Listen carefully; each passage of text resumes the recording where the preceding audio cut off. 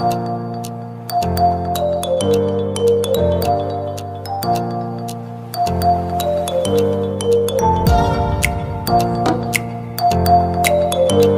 lupa untuk like, komen, share, dan subscribe channel Akil Farhani dan nyalakan lonceng notifikasinya. Assalamualaikum warahmatullahi wabarakatuh. Halo para pejuang NIP, gimana kabarnya nih? Nah, jadi hari ini kita akan membahas soal TWK HOTS ya. Yang pastinya soal TWK seperti ini paling sering muncul. Jadi aku saranin buat teman-teman jangan di skip ya videonya, supaya kalian benar-benar bisa memahami soal yang ada di video ini. Jadi saran aku buat teman-teman semua, soal TWK ini harus benar-benar dipelajari ya.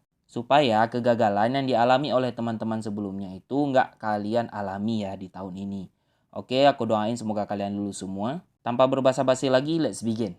Kita ke soal yang pertama ya. Pimpinan Anda berjanji akan memberikan bonus tambahan jika Anda mampu mencapai target yang diinginkan perusahaan. Anda begitu bersemangat dan akhirnya dapat mencapai target tersebut. Akan tetapi, pimpinan Anda tidak memberikan bonus sebagaimana yang ia janjikan. Suatu pagi, Anda bertemu dengannya. Apa yang akan Anda lakukan? Pilihan jawabannya yang A, langsung memarahinya dan memutuskan untuk keluar dari perusahaan. B, diam saja memendam kekesalan. C, pura-pura tidak melihatnya. D, berusaha menyapa meskipun terpaksa. Jawaban yang E, mengajaknya bicara dan mengingatkannya agar menepati janji yang sudah dibuat. Jadi teman-teman, orang yang berintegritas ya adalah orang yang selaras antara perkataan dan perbuatan nih. Jadi nggak pernah bohong ya. Dengan melanggar janji yang sudah dibuat, menunjukkan bahwa pimpinan tidak berintegritas. Nah, di kasus seperti soal ini, jika hal ini didiamkan aja nih, maka akan menurunkan etos kerja karyawan dan akan berdampak buruk pada perusahaan. Sehingga, hal yang perlu Anda lakukan adalah dengan mengingatkannya agar menepati janji yang sudah dibuat. Nah, jadi jawaban yang paling tepat adalah yang E ya. Lanjut ke soal yang kedua. Anda dan beberapa rekan kerja mendapatkan tugas dari kantor untuk mengikuti pelatihan motivasi dan pengembangan diri di luar kota selama 3 hari. Semua yang mengikuti kegiatan tersebut mendapatkan uang saku dari kantor. Salah seorang teman Anda tidak dapat mengikuti kegiatan tersebut pada hari pertama dan meminta Anda untuk membantu menandatangani lembar presensi miliknya. Apa yang akan Anda lakukan? Pilihan jawabannya yang A, menolak permintaan tersebut. B, mau menandatangani asal uang sakunya dibagi 2. C, melaporkannya pada atasan. D, menuruti permintaannya dengan terpaksa.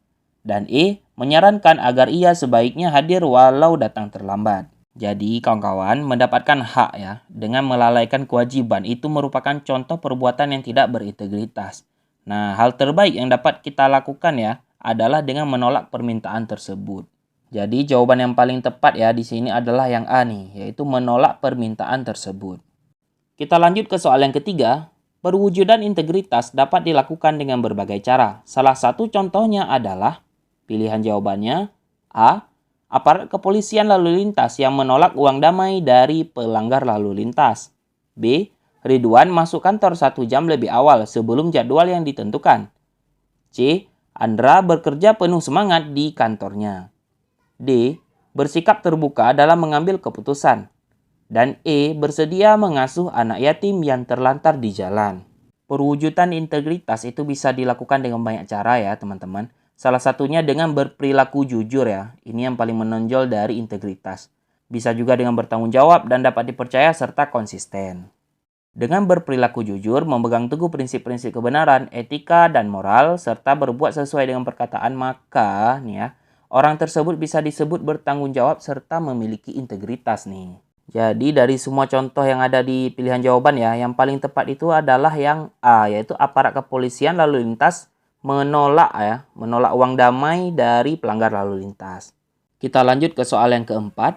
Pelimpahan wewenang pemerintah oleh pemerintah pusat kepada gubernur sebagai wakil pemerintah pusat dan atau kepada instansi vertikal di wilayah tertentu disebut. Pilihan jawabannya yang A, sentralisasi, B, dekonsentrasi, C, pelimpahan wewenang, D, tugas pembantuan, dan E, desentralisasi. Jadi teman-teman, pelimpahan wewenang pemerintah oleh pemerintah pusat kepada gubernur sebagai wakil pemerintah pusat dan atau kepada instansi vertikal di wilayah tertentu itu disebut dengan dekonsentrasi. Nah, ini diingat ya, karena ini bakal sering ditanya nih. Jadi pilihan yang paling tepat ya dari A sampai E adalah jawaban yang B, yaitu dekonsentrasi. Kita lanjut ke soal yang kelima. Negara Indonesia dikatakan menganut sistem konstitusional. Hal ini karena kekuasaan pemerintah didasarkan pada pilihan jawabannya yang A, kehendak wakil rakyat, B, kebijakan para ahli hukum, C, peraturan pemerintah, D, Undang-Undang Dasar 1945, dan E, Pancasila. Nah, teman-teman, negara yang menganut sistem konstitusional adalah negara yang mendasarkan kekuasaan pemerintahan pada Undang-Undang Dasar ya. Jadi di sini yang paling tepat adalah jawaban yang D nih, yaitu Undang-Undang Dasar 1945. Soal yang keenam, tokoh yang memberikan usul nama Pancasila untuk dasar negara Indonesia adalah pilihan jawabannya yang A, Dr. Rajiman Widyodiningrat, B, Mr. Supomo, C, Muhammad Yamin, D, Muhammad Hatta, dan E, Insinyur Soekarno. Jadi kawan-kawan, ide nama Pancasila untuk dasar negara Indonesia itu disampaikan pada sidang pertama BPUPKI pada tanggal 1 Juni 1945 ya. Kemudian tanggal 1 Juni diperingati sebagai hari lahirnya Pancasila. Dan tokoh yang memberikan usul nama Pancasila untuk dasar negara adalah Insinyur Soekarno. Jadi jawaban yang paling tepat adalah yang E ya. Lanjut ke soal nomor 7. Bangsa Indonesia adalah bangsa yang anti terhadap segala bentuk penjajahan. Hal ini sesuai dengan pembukaan Undang-Undang 1945 di alinea yang keberapa nih ya. Jadi pilihannya itu yang A, alinea pertama, B, alinea kedua, C, alinea ketiga, D, alinea keempat, dan E, alinea pertama hingga keempat. Isi pembukaan UUD 1945 di salah satu alineanya adalah bahwa sesungguhnya kemerdekaan itu ialah hak segala bangsa dan oleh sebab itu maka penjajahan di atas dunia harus dihapuskan karena tidak sesuai dengan peri kemanusiaan dan peri keadilan. Dan ini ada di alinea pertama. Maka jawaban yang paling cocok adalah yang A ya, yaitu alinea pertama nih. Kita beranjak ke soal nomor 8. Berdasarkan pasal 30 ayat 2, usaha pertahanan dan keamanan negara menjadi tugas dari pilihan jawabannya yang A, tiap warga negara, B, TNI AD, AL, dan AU, C, TNI dan Polri sebagai kekuatan utama dan rakyat sebagai kekuatan pendukung, dan D, seluruh rakyat yang tinggal di Indonesia, dan E, seluruh warga di dunia sebagai bentuk dari rasa kesetiakawanan internasional. Dalam pasal 30 ayat 2 UUD 1945 ya, disebutkan bahwa usaha pertahanan dan keamanan negara dilaksanakan melalui sistem pertahanan dan keamanan rakyat semesta oleh Tentara Nasional Indonesia dan Kepolisian Negara Republik Indonesia sebagai kekuatan utama dan rakyat sebagai kekuatan pendukung. Dari isi pasal yang kita bacakan tadi ya, jawaban yang paling tepatnya berarti C nih, yaitu TNI dan Polri sebagai kekuatan utama dan rakyat sebagai kekuatan pendukungnya. Soal nomor 9. Berikut ini yang merupakan contoh peran serta positif warga negara dalam kegiatan pemerintah adalah pilihannya A, menunjukkan kekayaan, B, membayar pajak tepat pada waktunya, C, membangun hotel-hotel berbintang, D, bekerja keras untuk memenuhi kebutuhan, dan E, memberikan bantuan kepada para korban bencana alam. Nah, contoh peran serta positif warga negara dalam kegiatan pemerintah salah satunya dapat dilakukan dengan membayar pajak tepat pada waktunya ya. Karena dengan membayar pajak, warga negara turut berkontribusi dalam memberikan pendapatan bagi negara, di mana pendapatan dari pajak akan didistribusikan untuk berbagai program pembangunan negara dalam APBN. Jadi, jawaban yang paling tepat adalah B ya, yaitu membayar pajak tepat pada waktunya. Beranjak ke soal nomor 10. Pada dekade terakhir abad ke-20, Indonesia mengalami beberapa kali pergantian kepala negara. Kepala negara pertama-tama ditumbangkan dianggap telah pilihannya A, memengaruhi tentara untuk melindungi kepentingannya, B, tidak mampu lagi karena usia, C, membawa krisis ekonomi bagi RI ya, D, memberi janji-janji kosong untuk menyengsarakan rakyat, dan E, dipengaruhi oleh IMF dan WHO.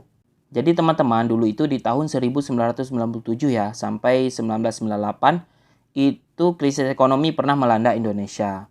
Dan inilah yang menjadi pemicu dilengsarkannya Presiden Soeharto dari posisinya sebagai kepala negara melalui gelombang reformasi tahun 1999. Jadi jawaban yang paling tepat di sini adalah C ya, membawa krisis ekonomi bagi RI. Soal ke-11. Pancasila sebagai dasar negara pertama kali diusulkan oleh Insinyur Soekarno pada tanggal 1 Juni 1945 di hadapan sidang A. MPR, B. DPR, C. KNIP, D. BPUPKI, dan E. PPKI. Pada tanggal 29 Mei sampai 1 Juni 1945 pernah diadakan sidang yang bertujuan untuk merumuskan dasar negara. Nah, di sini yang berperan itu 3 tokoh ya, yang menyampaikan gagasannya mengenai dasar negara Indonesia, yaitu Muhammad Yamin yang menyampaikannya itu pada tanggal 29 Mei 1945. Kemudian Mr. Soepomo menyampaikannya itu pada tanggal 31 Mei 1945. Dan terakhir adalah Insinyur Soekarno pada tanggal 1 Juni 1945. Dan ini adalah sidang pertama BPUPKI. Jadi pastinya jawaban yang paling tepat adalah D ya, yaitu BPUPKI. Lanjut ke soal TWK nomor 12. Mengakui persamaan derajat, saling mencintai sesama manusia, sikap tenggang rasa, menjunjung tinggi nilai kemanusiaan adalah butir-butir implementasi Pancasila. Sila keberapa nih? Pilihan jawabannya yang A pertama, B kedua, C ketiga, D keempat, dan E kelima ya. Mengakui persamaan derajat, saling mencintai sesama manusia, sikap tenggang rasa, dan menjunjung tinggi nilai kemanusiaan merupakan pengamalan Pancasila yang kedua ya, yaitu kemanusiaan yang adil dan beradab. Soal ke-13, semua negara-negara di dunia memiliki dasar-dasar sebagai landasan bernegara yang disebut dasar negara. Secara umum, dasar negara dikembangkan berdasarkan keyakinan terhadap A. Tujuan hidup, B. Pandangan negara, C. Hakikat hidup manusia, D. Kehidupan di dunia, dan E. Pemerintah negara. Dasar negara itu bersumber pada ideologi yang dianutnya ya, di mana ideologi adalah seperangkat gagasan sistematis yang menyangkut berbagai tindakan manusia berdasarkan hakikat hidupnya. Nah, jadi jawaban yang paling tepat itu adalah C ya, yaitu hakikat hidup manusia. Soal ke-14, secara yuridis, kedudukan Pancasila dewasa ini adalah sebagai A. Dasar negara, B. Ideologi negara, C. Dasar dan ideologi negara, D. Tujuan negara, dan E. Pedoman negara.